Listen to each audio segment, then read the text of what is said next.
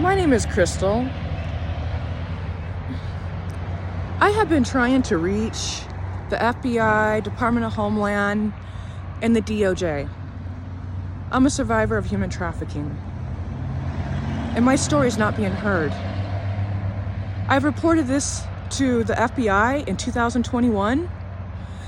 It was disregarded, and it was passed over to the Alaska State Troopers and disregarded again. And I hear Josh Hockley defending our border and talking about the corruption that's happening with illegals that are able to jump onto an app, schedule themselves a appointment at the border, and they're in. And they already have it within a couple weeks. They have a scheduled appointment to meet with a federal agent and to get through. But what's happening to the people that are being human trafficked, that are basically fleeing for our lives and are living in fear of just talking about this? There's a big issue happening right now. The people that are we're in a situation, and obviously our government doesn't want to help. The apps are not really geared towards survivors. It's pretty much a tip line. And what happens if you're needing immediate assistance? You call 911 and they just report it and it lays on the FBI's desk or Department of Homeland Security. And we're letting in all these illegal aliens. And most of them are tied up with the cartel and coming from different countries, like 181 of them. This is crazy. You would think that we would have taken that money to develop an app for human trafficking to where if you need an immediate assistance, that somebody can scan these calls or these reports and they can disperse it to somebody as a different levels of what they see it. Is it a tip? Well, that maybe can wait a day or two. But if someone's in immediate need of help and assistance, I don't think that, weeks and months or maybe not even, ever. Does it ever even get, do they even investigate it? Or is it just laying on someone's desk, like, in a tip line, when really you have firsthand knowledge of what has happened? This ain't no tip. This is happening in the now.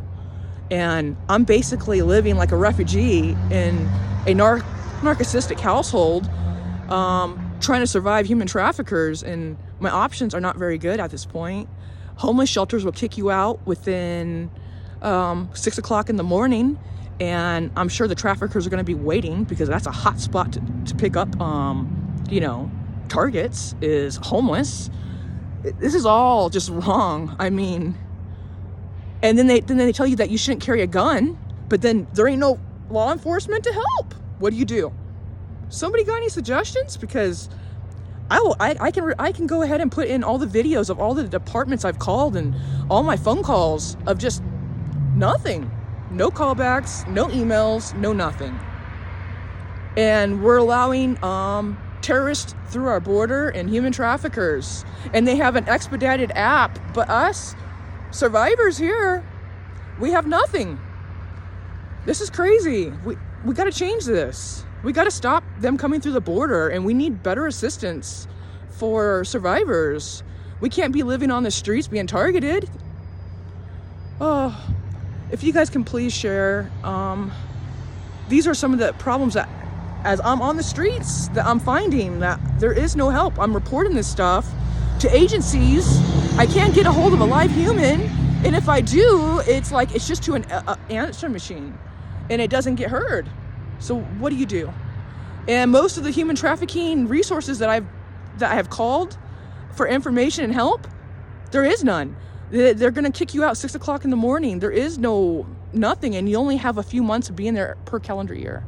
So this is not a solution. We got to do better than this. We got to provide more housing options for our vets. We're kicking out our vets to put in illegals crossing the border. So you're going to knock on a vet's door or a woman with children and kick them out to put in an illegal? This is insanity. We must stop this immediately. And it's our constitutional right to secure our borders. Actually, as them being public servants that have sworn an oath before the Creator to take care of us, because they're acting as our representatives, authorized representatives, and our public trustees. And they have not done what they should, really. At this point, it's a breach of contract. And we must do something better. That's all I gotta say.